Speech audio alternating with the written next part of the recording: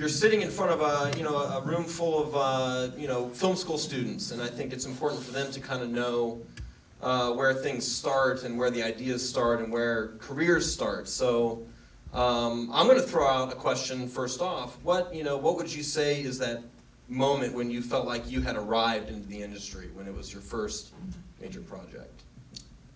Arrived in the industry? I don't know if I actually have felt that ever. Probably the first time I thought I had arrived in this business really was I was working at Warner Brothers for the first time. It was the first time I'd ever worked in a studio. And a grip came over to me and he said, "You see that corner over there?" I said, "Yeah." He said, "Errol Flynn pissed in that corner." And I thought, wow, I've made it. This is Hollywood. That's fantastic. Everyone, yeah, it's only in Hollywood, yeah. Does anybody have a question for him? Or why don't we go ahead and get it started off? And if you have a question, I'll repeat it for the sake of the podcast. How do you feel about the remake of Piranhas by Alexandra Aja? The question is, how does Joe Dante feel about the remake of Piranhas by Alexandra Aja? Is it Aja or Aja? I've never been sure how it's pronounced. Well, considering the fact that Piranha was a ripoff of Jaws, I can hardly sit around and say, "Well, this guy's having the nerve to remake my picture." I mean, half the movies I've made, I've stolen from other movies, and so I think it's perfectly fine that he's remaking the movie. He's doing it in 3D, which is we could never afford, and he's going to have a lot more money than we were able to do. And I have read the script, and it really isn't really a remake. I mean, in Hollywood, remakes are the use of titles that people are familiar with. That's now called a remake. And there are certain things in common with my movie. There are piranhas, there are girls who take their clothes off, and there's blood in the water.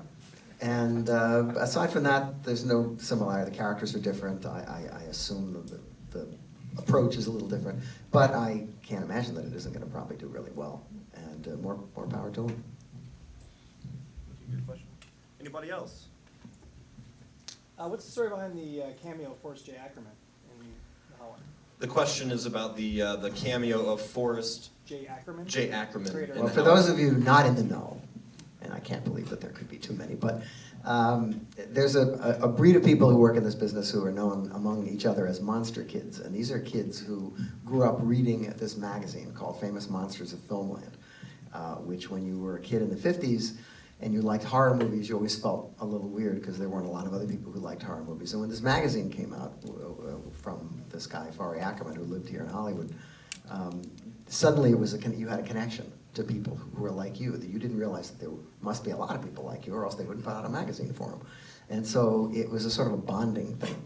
And you could go through the archives, Jim Cameron, Steven Spielberg, all these famous people who grew up with this magazine, and feel a lot of affection toward Forrest Ackerman, who was the editor. And so many of us, John Landis is another friend of mine who's used Forrest a lot, feel we sort of pay him back by putting him into our pictures. And not only that, but it's a sort of a signal to the people out there who know who he is, that we're all in this together.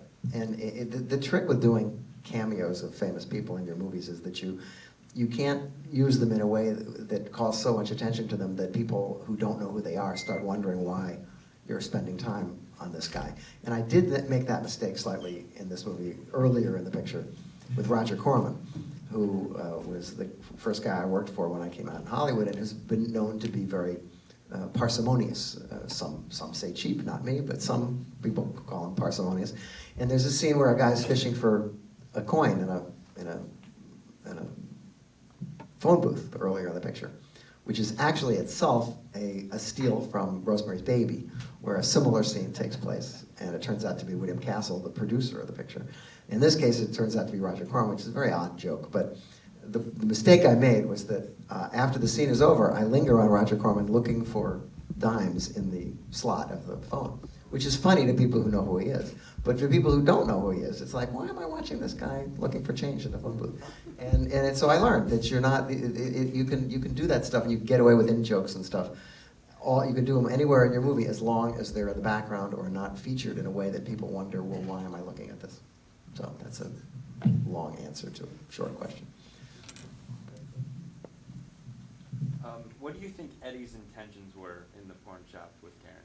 the question is, what do you think Eddie's intentions were in the porn shop with Karen? Well, there were a lot of schools of thought on that, and one of the things about making horror pictures is that sometimes you have scenes and characters that if people really, in fact, it's pretty common in horror pictures, people really thought a lot about them, they would start to think, well, wait a minute, what's that all about?